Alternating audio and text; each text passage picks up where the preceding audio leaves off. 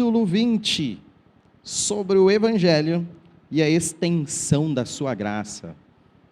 Bom, nós falamos nas últimas aulas, no capítulo anterior sobre a lei e na última aula sobre o Evangelho. Então, lei e Evangelho. Então, nós falamos sobre o desvelar do Evangelho, ou seja, quando o Evangelho é colocado à luz. Lemos no ponto 1 que o pacto das obras foi quebrado pelo pecado e tornou-se inútil para conduzir a vida. Então, Deus se agradou em desvelar a promessa de Cristo, a semente da mulher, como meio de chamar os eleitos, gerando neles a fé e o arrependimento. Nessa promessa, a essência do Evangelho foi revelada e é eficaz para a conversão e salvação dos pecadores. Então lembra, nós falamos que o Evangelho é o plano A, não é o plano B.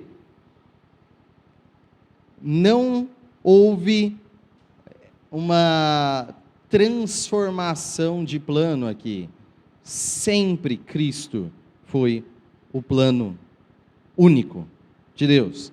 O pacto de obras foi quebrado, e a partir do pacto quebrado, nós vimos o Evangelho. O pacto se tornou, então, inútil para conduzir a vida. Aí, inclusive, estava falando com o pastor depois, gerou alguma dúvida. Bom, se o plano A sempre foi Cristo, e o pacto foi quebrado, se tornou inútil, mas então, desde o começo, o pacto nasceu para ser quebrado, e ele não era ele era inútil desde o começo. Não, tornou-se inútil, nós falamos sobre isso, e se eu puder dar aquelas metáforas ruins que eu faço, é assim, o pacto era suficiente para manter a vida, pela natureza do homem antes de cair? Sim, era.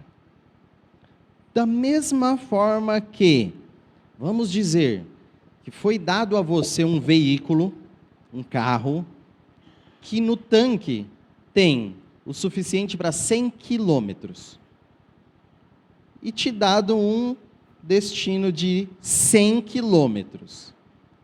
Me responda, é suficiente? Um carro tem no tanque o suficiente para 100 quilômetros, e o destino é 100 quilômetros. Qual é o problema? Na estrutura nenhum, o problema está no motorista. Se o motorista fizer um desvio, e aí? A partir do desvio, de alguma forma vai ser suficiente o tanque lá, 100 quilômetros? Nunca mais. Então é neste sentido, resguardadas as inúmeras falhas da metáfora, mas é nesse sentido, era suficiente, mas tinha que ser sem desvio. A partir de que desviou, se tornou inútil. Se tornou inútil. Então, a lei, nesse sentido de pacto de obras, se tornou inútil. E desde o início, o que estava planejado, o resgate em Cristo.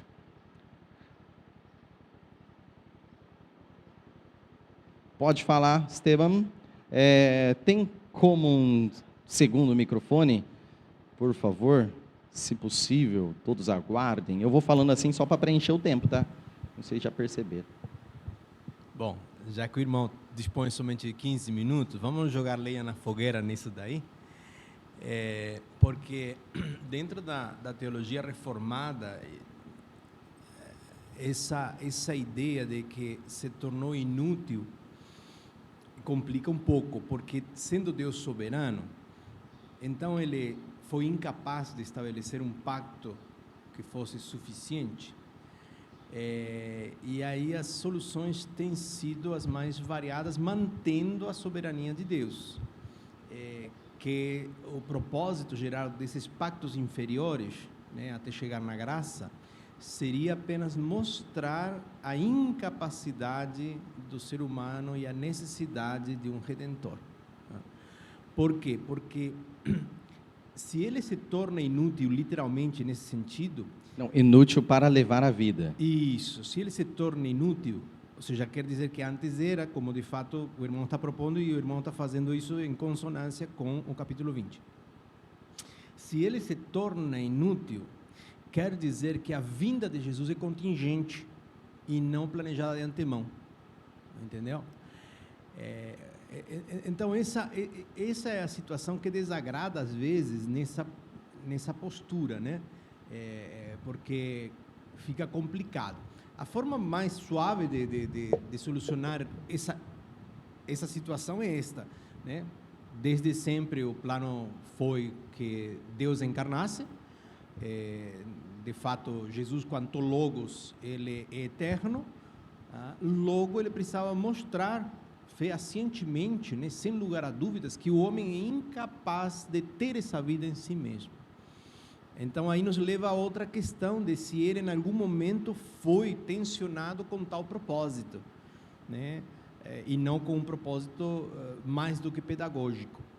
O primeiro pacto, dessa árvore não comerás, porque de certo, quando comeres dela, morrerás. Isso é pacto, morte, pacto, né?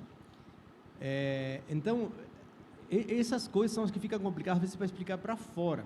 A minha melhor explicação é essa, né? De que todos os pactos inferiores ou anteriores mostram somente a incapacidade do homem.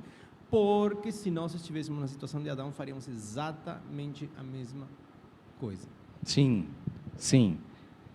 É que é realmente uma amplitude de pensamento quando a gente fala do olhar divino que sabe de todas as coisas e do olhar do homem que não conhece todas as coisas, está dentro do tempo.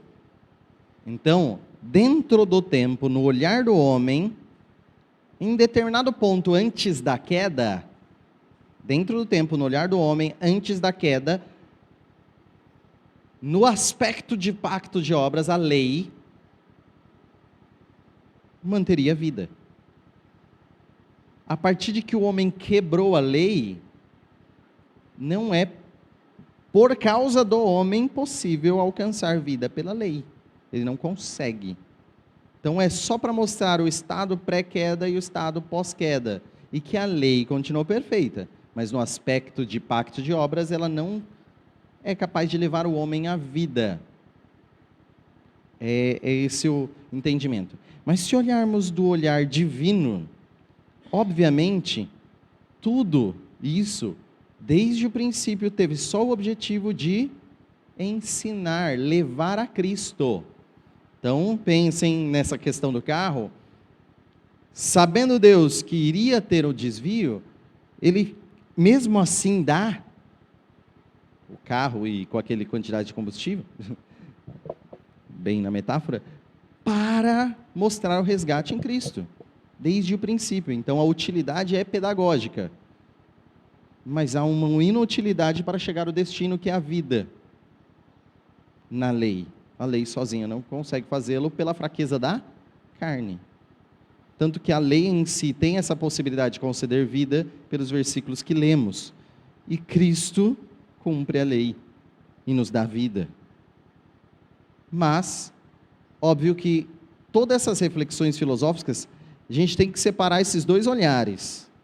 Estamos falando do olhar do ser humano, que está dentro do tempo, dentro dessas limitações do ser humano, o olhar divino, que está com a eternidade sob os seus olhos.